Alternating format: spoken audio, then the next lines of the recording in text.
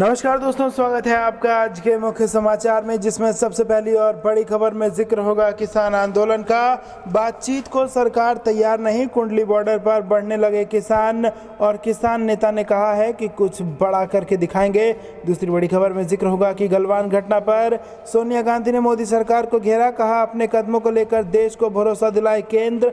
और तीसरी बड़ी खबर में जिक्र उत्तर प्रदेश के चुनाव का, चाचा शिवपाल की पार्टी से गठबंधन करेंगे अखिलेश, छोटे दलों को भी लेंगे साथ। दोस्तों, हर एक खबर की गहराई में आपको ले जाएंगे, लेकिन उससे पहले अगर आपको भी ऐसा लगता है कि यूपी चुनाव में भाजपा को नुकसान होगा तो आप अभी इस वीडियो को लाइक कीजिए और इस लाल बटन को दबा के चैनल को फ्री में सब्सक्राइब करके घंटी बजाकर कमेंट में लिखिए जय हिंद। दोस्तों, रुक करते हैं तमाम बड़ी खबरों की तरफ। किसान आंदोलन, बातचीत को सरकार नहीं तैयार, कुंडली बॉर्डर पर बढ़ने लगे किसान, चढ़ूनी बोले कुछ बड़ा करेंगे। जी हां दोस्तों, कृषि कानूनों के खिलाफ किसान पिछले 6.5 माह से आंदोलन कर रहे हैं। जनवरी के बाद से सरकार से किसानों की बातचीत बंद है।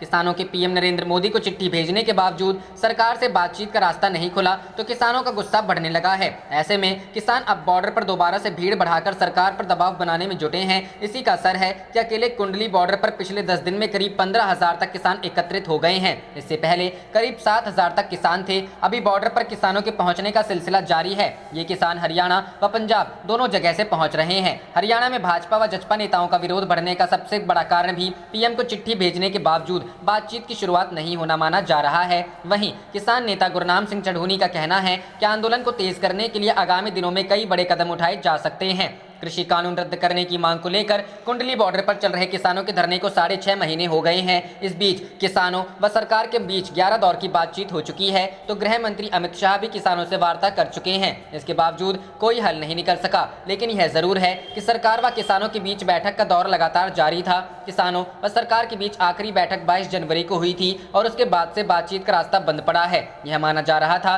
कि सरकार व किसान एक दूसरे से पहल चाहते हैं, लेकिन दोनों में कोई भी पहल करने को तैयार नहीं था। रुख करते हैं अगली खबर की तरफ। गलवान घटना पर सोनिया गांधी ने मोदी सरकार को घेरा, कहा अपने कदमों को लेकर देश को भरोसा दिलाए केंद्र। जी हां दोस्तों, कांग्रेस अध्यक्ष सोनिया गांधी ने गलवान घाटी में चीन के सैनिकों के साथ झड़प में 20 भारतीय जवानों की शहादत की पहली बरसी पर मंगलवार को कहा कि 1 वर्ष का समय गुजरने के बाद भी इस घटना से जुड़े हालात को लेकर स्पष्टता नहीं है तथा सरकार देश को विश्वास मिले और यह सुनिश्चित करे कि उसके कदम देश के जवानों की प्रतिबद्धता के अनुकूल रहे हैं। सोनिया ने जवानों के बलिदान को याद किया और यह दावा किया कि सैनिकों को पीछे हटाने का जो समझौता चीन के साथ हुआ है उससे भारत का नुकसान दिखाई पड़ता है। उन्होंने एक बयान में कहा 14-15 जून 2020 की रात को चीन की पीएलए के साथ हुई झड़प को 1 साल पूरा हो गया है। इसमें बिहार रेजिमेंट के हमारे 20 जवान की जान चली गई थी। कांग्रेस हमारे जवानों के सर्वोच्च बलिदान को याद करने में राष्ट्र के साथ शामिल है। उनके मुताबिक इसका बहुत ही धैर्य के साथ इंतजार किया गया कि सरकार सामने आएगी और देश को उन हालात के बारे में सूचित करेगी जिनमें यह अप्रत्याशित घटना घटी तथा वह लोगों को विश्वास दिलाएगी कि हमारे जवानों का बलिदान व्यर्थ नहीं जाएगा।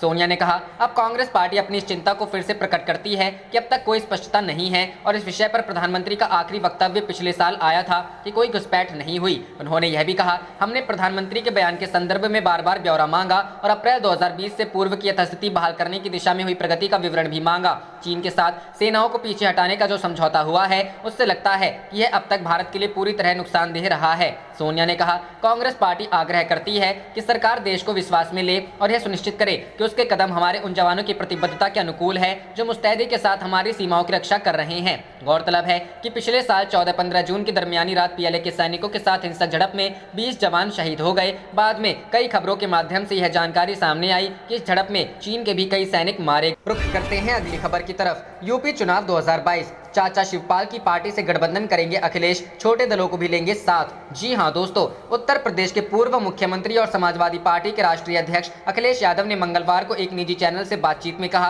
कि वह समाजवादी विचारधारा के लोगों के साथ लेकर आगामी विधानसभा चुनाव में मैदान में उतरेंगे। उन्होंने साफ किया कि प्रगतिशील समाजवादी पार्टी के मुखिया चाचा शिवपाल सिंह यादव सहित अन्य सभी समान विचारधारा वाले दलों को साथ लेने में कोई गुरेज नहीं करेंगे। उन्होंने कहा कि जसवंत नगर विधानसभा सीट पर सपा कोई उम्मीदवार नहीं उतारेगी, जरूरत के मुताबिक उनके साथ रहने वाले लोगों के लिए अन्य सीटों पर भी विचार किया जाएगा। उन्होंने कहा कि राष्ट्रीय लोकदल के अलावा संजय चौहान की जनवादी पार्टी और केशव मौर्य की महान दल से साथ गठबंधन हो चुका है। अखिलेश यादव ने साफ किया कि समाजवादी पार्टी 2022 के विधानसभा चुनाव में किसी बड़े दल से गठबंधन नहीं करेगी। रुख करते हैं अगली खबर की तरफ। क्या उत्तर प्रदेश भाजपा में हो रही उठापटक किसी बदलाव का संकेत है? जी हां दोस्तों, विधानसभा चुनाव के ठीक 9 महीने पहले कोविड की दूसरी लहर के उतरते उतरते उत्तर प्रदेश भाजपा में राजनीतिक अस्थिरता का संक्रमण शुरू हो गया, जिसके केंद्र में मुख्यमंत्री योगी आदित्यनाथ हैं। योगी आदित्यनाथ की नेतृत्व क्षमता, प्रशासनिक क्षमता पर सवाल उठने लगे और कहा जाने लगा कि उनके नेतृत्व में भाजपा यूपी का चुनाव नहीं जीत पाएगी। उत्तर प्रदेश में नेतृत्व परिवर्तन की चर्चा तेज हो गई। लखनऊ और दिल्ली में भाजपा आरएसएस के शीर्ष नेताओं के मिलन हुए,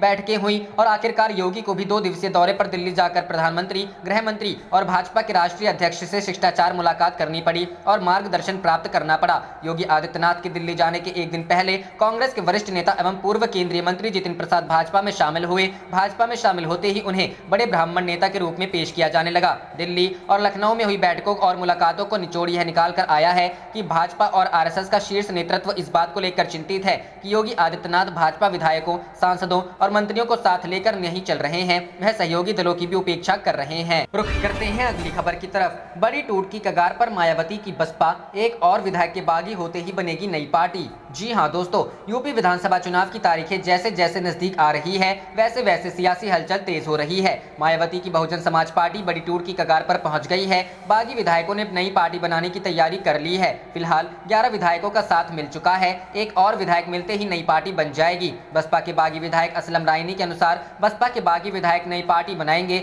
बसपा के निष्कासित लालजी वर्मा नई पार्टी के नेता होंगे। नई पार्टी बनाने के लिए 12 विधायकों की जरूरत है। फिलहाल 11 विधायकों के साथ मिल चुका है। एक और विधायक का साथ मिलते ही नई पार्टी का ऐलान कर दिया जाएगा। इससे पहले बसपा से बगावत करने वाले विधायकों ने मंगलवार की सुबह सपा प्रमुख अखिलेश यादव से मुलाकात की तो कयासों का बाजार तेज हो गया। बसपा विधायकों के सपा में जाने की चर्चा होने लगी थी। अखिलेश यादव से हालांकि 6 विधायकों ने ही मुलाकात की थी। इनमें असलम रायनी, विधायक भिनगा शराफती के अलावा मुस्तबा सिद्दीकी, विधायक प्रतापपुर इलाहाबाद, हाकिम लालबिन, विधायक हांडिया प्रयागराज, हरगोविंद भार्गव, विधायक सिधौली सीतापुर, असलम अली चौधरी, विधायक ढोलाना हापुड़, सुषमा पटेल, विधायक मुंगरा बादशाहपुर शामिल हैं। मायावती ने अपने 2 विधायकों राम अचल राजभर और लालजी वर्मा को पिछले हफ्ते पार्टी से निष्कासित कर दिया था। इसी के बाद बागी विधायकों की गतिविधियां अचानक तेज हो गई। लालजी और राम अचल राजभर पर आरोप है कि पंचायत चुनावों के दौरान पार्टी विरोधी गतिविधियों में लिप्त रहे। राम अचल राजभर और लालजी वर्मा दोनों बसपा सुप्रीमो मायावती के काफी करीबी थे। दोनों के निष्कासन के बाद बसपा ने तेजी से इस्तीफों का भी दौर शुरू हो गया।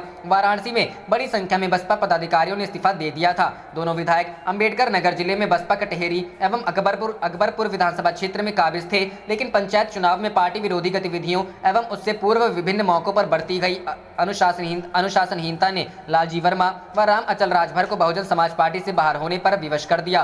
पूर्व मंत्री राम अचल राजभर के विरुद्ध शासन स्तर पर विभिन्न जांचें भी चल रही हैं। दोनों लोगों से बसपा छुटकारा भी पाना चाहते थे। शायद उनके निष्कासन की यह भी बड़ी वजह थी। दोनों नेता बसपा की स्थापना के समय से पार्टी से जुड़े थे। रुख करते हैं अगली खबर की तरफ। बीजेपी के 24 विधायक बागी, राज्यपाल और शुभेंदु की मीटिंग के बाद कमल में टूट के दावे के मायने क्या है? जी हां दोस्तों, पश्चिम बंगाल चुनाव के बाद सियासी उठापटक काफी तेज हो चुकी है। इसी बीच चुनावी हिंसा को लेकर बीजेपी के प्रतिनिधिमंडल ने गवर्नर जगदीप धनखड़ से सोमवार को मुलाकात की। इस प्रतिनिधिमंडल का नेतृत्व नेता प्रतिपक्ष शुभेंदु अधिकारी ने किया। शुभेंदु अधिकारी के साथ मौजूद विधायकों की संख्या को लेकर तरह तरह के बयान सामने आ रहे हैं। दावा किया जा रहा है कि मुकुल रॉय की टीएमसी में वापसी के बाद बीजेपी में बड़ी टूट हो सकती है। ऐसा इसलिए कहा जा रहा है कि शुभेंदु अधिकारी और राज्यपाल की मीटिंग में 74 में से 50 बीजेपी विधायक मौजूद थे, जबकि बीजेपी के 24 विधायक गायब थे। दरअसल बीजेपी का आरोप है कि पश्चिम बंगाल विधानसभा चुनाव रिजल्ट के बाद जारी हिंसा में 40 से ज्यादा कार्यकर्ताओं की हत्या की जा चुकी है।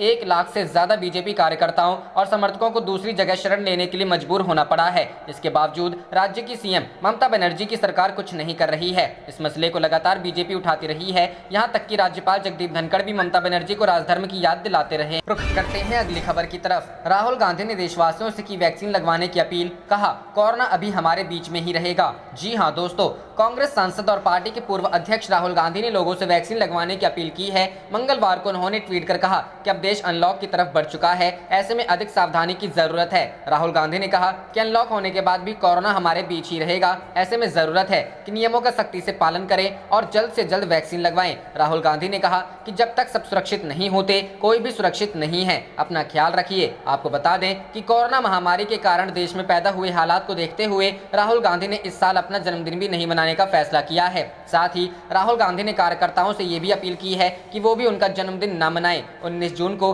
किसी तरह का आयोजन नहीं किया जाए, न ही कहीं होर्डिंग और पोस्टर लगाए जाएं, बल्कि उपलब्ध संसाधनों का उपयोग करके जरूरतमंदों लोगों की मदद करें। आपको बता दें कि देश में कोरोना की दूसरी लहर अब कमजोर पड़ती जा रही है। दिल्ली और उत्तर प्रदेश समेत उत्तर भारत के कई राज्यों में कोरोना के मामले तेजी से घट रहे हैं। मंगलवार को करीब 75 दिनों के बाद कोरोना के सबसे कम मामले सामने आए।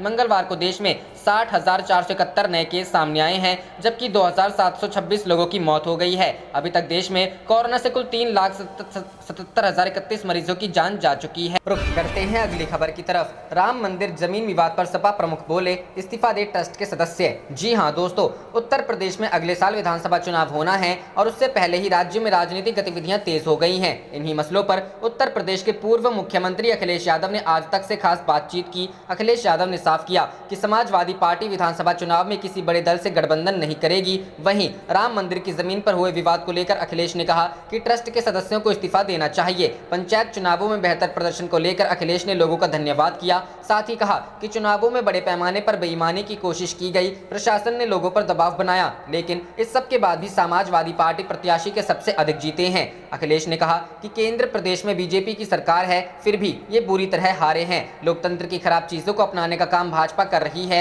हर जगह झूठे मुकदमे करवा रहे हैं, पैसों का लालच दे रहे हैं और दबाव बनाकर चुनाव जीतना चाहते हैं। अयोध्या में राम मंदिर की जमीन पर घोटाले के आरोप को लेकर अखिलेश यादव ने कहा कि सुप्रीम कोर्ट के फैसले के बाद देश की जनता ने माना कि राम मंदिर बन रहा है। अगर वहां से भ्रष्टाचार की खबरें आए तो कम से कम ट्रस्ट के सदस्यों को पद से इस्तीफा देना चाहिए। अगर मर्यादा पुरुषोत्तम राम को लेकर कोई काम हो रहा है और ऐसा आरोप लगे तो ट्रस्ट के सदस्यों को इस्तीफा देना चाहिए। अखिलेश यादव ने सवाल किया कि अयोध्या में धर्मपुर के लोग यहां आए थे और वो एयरपोर्ट के लिए जमीन देने की बात कही थी, लेकिन सरकार ने 6 गुना मुआवजा देने से इनकार कर दिया। अखिलेश यादव ने कहा कि इस बार बीजेपी कितने भी नेताओं को तोड़ ले, लेकिन जनता ने मन बना लिया है कि बीजेपी को सबक सिखाना है। यूपी में नौकरी नहीं है, हर मोर्चे पर यूपी पीछे हो गया है, किसान आत्महत्या कर रहा है, कर्ज माफ नहीं हो रहा है। अखिलेश ने कहा कि अगर विपक्ष बटा हुआ है फिर भी जनता बीजेपी को हटाने का मन बना चुकी है। अखिलेश यादव ने बताया कि आज पुलिस हो या अधिकारी, हर जगह जाति के नाम पर पक्षपात हो रहा है। बीजेपी के विधायक मंत्री ही कोरोना काल में भ्रष्टाचार की बात सामने रखी है। बीजेपी सरकार के अच्छे काम को लेकर अखिलेश ने कहा कि सिर्फ ये अच्छा है कि इनके कार्यकाल में 6 महीने ही रुख करते हैं अगली खबर की तरफ। विरोध प्रदर्शन करना आतंकवाद नहीं, दिल्ली दंगा केस में कार्यकर्ताओं को जमानत देते हुए हाईकोर्ट। जी हां दोस्तों, दिल्ली हाईकोर्ट ने दिल्ली दंगा मामले में दिवंगना कलिता, नताशा नारवाल और जामिया के स्टूडेंट आसिफ इकबाल तनहा को जमानत दे दी है। इन्हें उत्तर पूर्वी दिल्ली हिंसा मामले में यूएपीए एक्ट के तहत पिछले साल गिरफ्तार किया गया था। इन्हें जमानत देते हुए हाईकोर्ट ने कहा विरोध प्रदर्शन करना आतंकवाद नहीं है। जमानत इस आधार पर दी गई है कि अपना पासपोर्ट को सरेंडर करेंगे और ऐसी किसी भी गैरकानूनी गतिविधि में शामिल नहीं होंगे जिससे जांच किसी भी तरह से प्रभावित होती हो। गौरतलब है कि नताशा नारवाल और दिवंगना कलिता दिल्ली स्थित महिला अधिकार ग्रुप पिंजरा तोड़ के सदस्य हैं, जबकि आसिफ जामिया मिलिया इस्लामिया का स्टूडेंट है। गौरतलब है कि फरवरी 2020 में दिल्ली में हुई हिंसा में 50 से अधिक लोगों की मौत हुई है। हिंसा के दौरान कई दुकानों को फूंक दिया गया था और सार्वजनिक संपत्ति को नुकसान पहुंचाया गया था। विवादित सिटीजनशिप लॉ को लेकर यह हिंसा हुई थी। नताशा नारवाल को पिछले माह अपने पिता महावीर नारवाल के अंतिम संस्कार के 3 हफ्ते के लिए अंतरिम जमानत मंजूरी की गई थी। महावीर कम्युनिस्ट पार्टी के सीनियर मेंबर थे और कोरोना वायरस के संक्रमण में आने के कारण उनकी मौत हो गई थी। वह 31 मई को आदेश के मुताबिक जेल वापस लौटी थी। नताशा और दिवंगना को दंगों से जुड़े साजिश के मामले में पिछले साल फरवरी में गिरफ्तार किया गया था। इन्हें इससे पहले ही इसी से मिलते जुलते आरोपों दिल्ली के जाफराबाद इलाके में नागरिकता कानून के दंगों से संबंधित मामले में गिरफ्तार किया गया था, लेकिन जमानत दे दी गई थी। पहली जमानत के आदेश के बाद ही दिल्ली पुलिस ने नताशा और दिवंगना को दूसरी बार गिरफ्तार कर लिया। रुख करते हैं अगली खबर की तरफ। पंचायत चुनाव में हार से परेशान भाजपा कर रही है सपा नेताओं का शोषण, अखिलेश यादव ने कहा। जी हां दोस्तों, उत्तर प्रदेश के पूर्व मुख्यमंत्री व समाजवादी पार्टी के अध्यक्ष अखिलेश यादव ने भाजपा सरकार पर सपा कार्यकर्ताओं के शोषण करने का आरोप लगाया। अखिलेश ने कहा प्रदेश के पंचायत चुनावों में भाजपा बुरी तरह पराजित हुई है। आगामी विधानसभा चुनावों में भी उसने अपना भविष्य अंधकारमय दिख रहा है। इसलिए एक और जहां वह विपक्ष के और खासकर समाजवादी पार्टी के नेताओं के विरुद्ध उत्पीड़न की कार्रवाइयां कर रही है, वहीं दोहरा चरित्र दिखाते हुए भाजपाई नेता और विधायकों की अवैध कार्रवाइयों का खुला समर्थन दे रही है। अधिकारियों को भी वह अपने स्वार्थ का मोहरा बनाने की कोशिशों में लगी है, जिससे प्रशासकीय क्षेत्रों में भी असंतोष पनप रहा है। अखिलेश ने कहा कोविड के नाम पर भाजपा समाजवादी पार्टी के नेताओं को निशाना बना रही है, जबकि भाजपा नेता विधायक खुलेआम कोविड प्रोटोकॉल का उल्लंघन करते करते हुए नियम कायदों की धज्जियां उड़ा रहे हैं। भाजपा की हिटलरशाही का उदाहरण है कि हरदोई के पाली थाना क्षेत्र में बैठक कर रहे समाजवादी कार्यकर्ताओं पर पुलिस ने समाजवादी पार्टी के पूर्व जिलाध्यक्ष सहित 13 लोग नामजद किया है और 120 अज्ञात लोगों पर मुकदमा दर्ज किया है। भाजपा चाहे जितनी तादाद में मिले और बैठ के करे, उन पर पुलिस चुप रहती है। यादव ने कहा कि औरैया में समाजवादी पार्टी के नेता जिला पंचायत सदस्य अवनेश खटीक के घर पहुंचकर राजस्व विभाग की टीम ने अभद्र व्यवहार किया। राजनीतिक द्वेष के चलते फर्जी मुकदमों में फंसाने के साथ समाजवादी पार्टी के नेता का मकान तोड़ने की भी धमकी दी गई है। एटा में समाजवादी पार्टी के नेता जोगिंदर सिंह की मार्केट को कोर्ट का स्टे होने के बाद भी तोड़ा जाना अन्याय है। भाजपा सरकार की मनमानी निंदनीय है। जहां समाजवादी पार्टी के नेताओं के खिलाफ मनमानी तानाशाही की कार्रवाइयां चल रही हैं, वहीं भाजपा नेता निरंकुश तरीके से काम कर रही है। कानपुर में सड़क चौड़ीकरण के नाम पर अपने घर के आगे बने पार्क की जमीन पर किदवई नगर सीट से जीते भाजपा विधायक कब्जा कर रहे हैं। हरे भरे पार्क के 2 छोर की बाउंड्री तोड़वा दी गई है, जिससे प्रातः भ्रमण के आने वालों और बच्चों के खेलने की सुविधाएं बाधित हुई हैं। फिरोजाबाद में भाजपा सरकार के इशारे पर जिला पंचायत सदस्य झब्बू यादव के 2 ईंट भट्टों में फायर ब्रिगेड की गाड़ियों से पानी की बौछार की गई। स्थानीय एसडीएम पूरी तरह भाजपा सरकार के हाथों में खेल रहे हैं। वाराणसी में कैबिनेट मंत्री ने कोविड नियमों का उल्लंघन किया, प्रशासन अंदर। रुख करते हैं अगली खबर की तरफ। अयोध्या राम मंदिर ट्रस्ट घोटाले पर बोले राहुल गांधी, श्री राम धर्म है, उनके नाम पर धोखा करना अधर्म। जी हां दोस्तों, अयोध्या में श्री राम जन्मभूमि ट्रस्ट द्वारा राम मंदिर के लिए जमीन की खरीदारी में भ्रष्टाचार की खबरों पर कांग्रेस के पूर्व अध्यक्ष राहुल गांधी ने केंद्र सरकार पर हमला बोला है। राहुल गांधी ने इस कथित घोटाले को अधर्म बताया है। उन्होंने ट्वीट कर कहा कि श्री राम स्वयं न्याय है, सत्य है, धर्म है, उनके नाम पर धोखा अधर्म है। अपने इस ट्वीट में राहुल गांधी ने हैशटैग राम मंदिर घोटाला भी लिखा है। इसके अलावा कांग्रेस ने श्री राम जन्मभूमि तीर्थ क्षेत्र ट्रस्ट से संबंधित जमीन सौदे में लगे भ्रष्टाचार के आरोप को लेकर प्रधानमंत्री नरेंद्र मोदी से जवाब मांगा है।